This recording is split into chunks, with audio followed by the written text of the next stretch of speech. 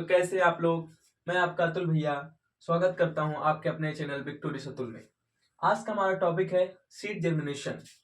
Class 5 के बच्चों के लिए आज हम पढ़ेंगे सीड जर्मिनेशन के बारे में कि न्यू प्लांट्स कैसे बनते हैं।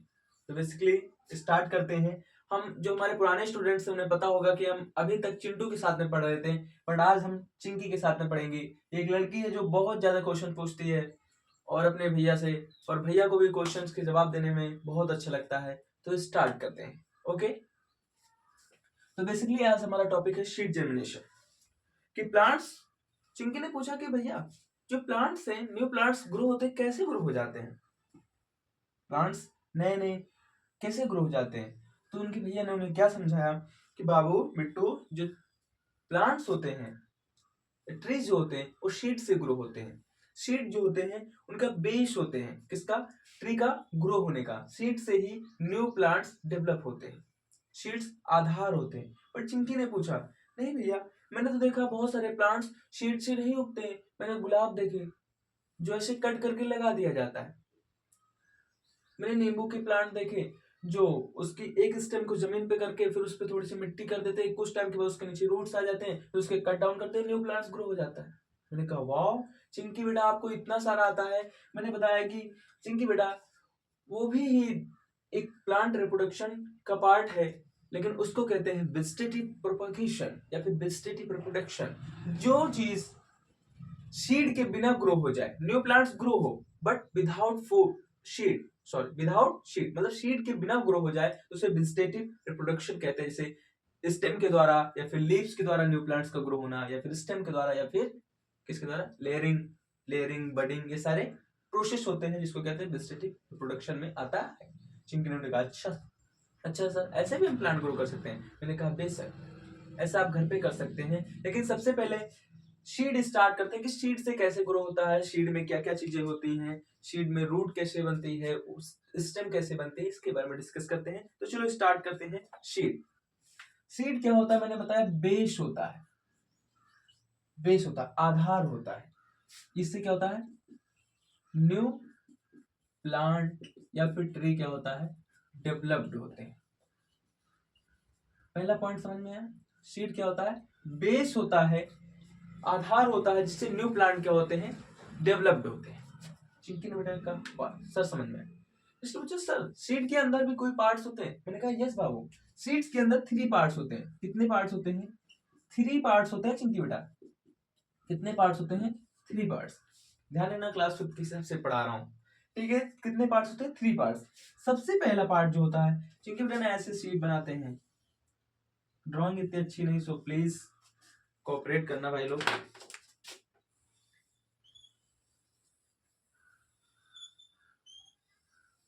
सीड के ऊपर एक लेयरिंग होती है। 3 पार्ट्स होते हैं। सबसे पहला पार्ट जो होता है उसको कहते हैं सीड कोड। क्या कहते हैं? Seed code. दूसरा पार्ट जो होता है उसको कहते हैं कोटिलिडन्स। क्या कहते हैं? कोटिलिडन्स। थर्ड पार्ट जो होता है उसको कहते हैं एम्ब्रियो। क्या कहते हैं? एम्ब्रियो। चिंकी ने कहा अच्छा सर, इतनी सारी चीजें होती है? मैंने कहा हाँ बेटा। उसने कहा सर सीड कोड क्या होता है? मैंने कहा कंट्रोल रखो बिट्टू, बता रहे हैं, छोटे बच्चों की आदत होती है, मानते नहीं। मैंने कहा सुनो, सीड कोड क्या होता है? जो सीड के ऊपर सबसे ऊपरी लेयर होती है उसको क्या कहते हैं? Seed code. क्या कहते हैं? Seed code. Outer most layer. Seed code क्या होती है? Outer most layer of seed. Outer most layer of seed. इसका काम क्या होता है? जैसे हमारी आउटर मोस्ट लेयर क्या है? स्किन है। ऐसे सीड के आउटर मोस्ट लेयर को क्या कहते हैं? Seed code. हमारी स्किन का काम क्या होता है बाबू? बताओ बताओ बेटा, क्या होता है? प्रोटेक्शन। इंसेक्ट आकर कुछ कर ना सके, चीजों से प्रोटेक्ट करती है। तो इनका काम भी क्या होता है? सीड को क्या प्रोवाइड करते हैं? प्रोटेक्शन।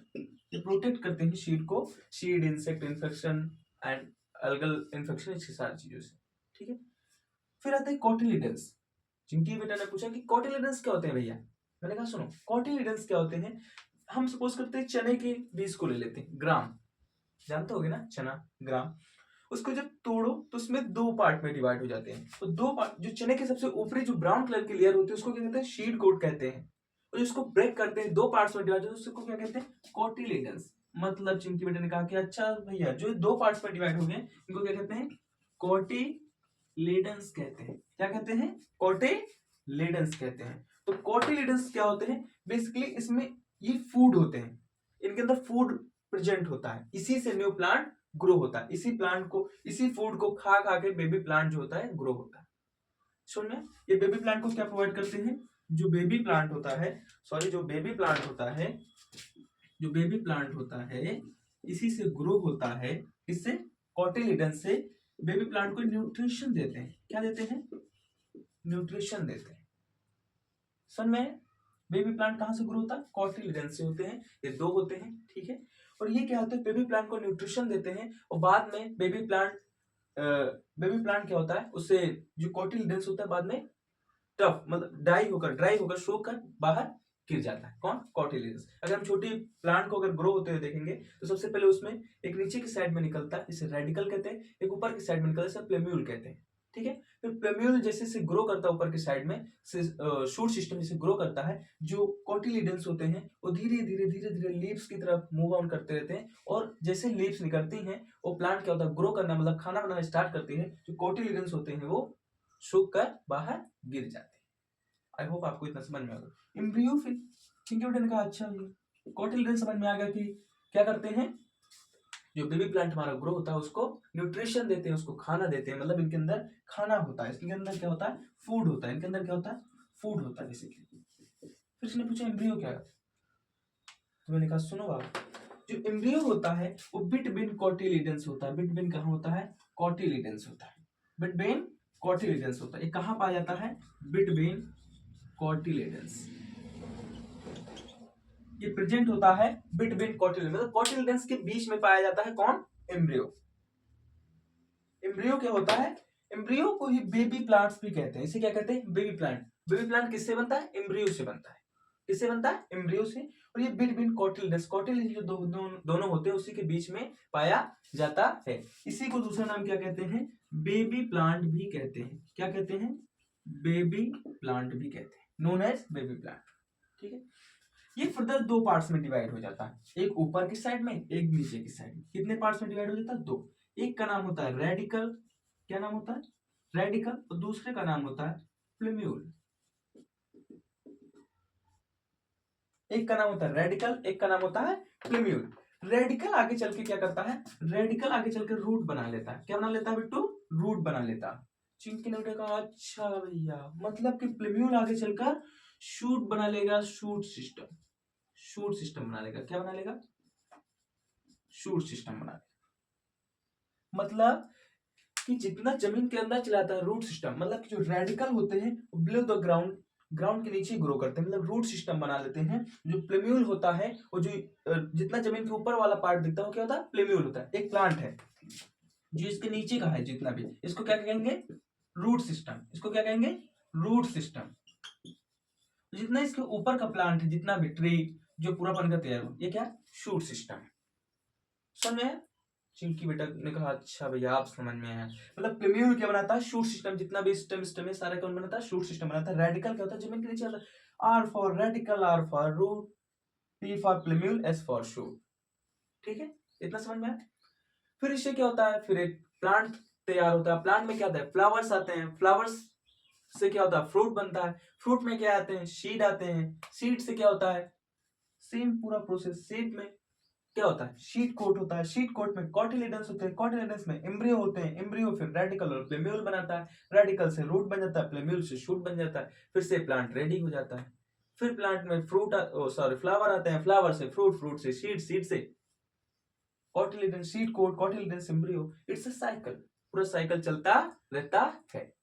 ये हमें आई होप आपको चिंकी बेटा को शीट जनरेशन समझ में आया होगा। चिंकी बेटा ने एक दूसरा क्वेश्चन पूछा था कि भैया अदर देन शीट से कैसे ग्रो हो जाते हैं प्लांट्स, तो इसको हम नेक्स्ट वीडियो में डिस्कस करेंगे। अगर आपको ये समझ में आया हो तो अपना प्यार कमेंट में जरूर दिखाएं।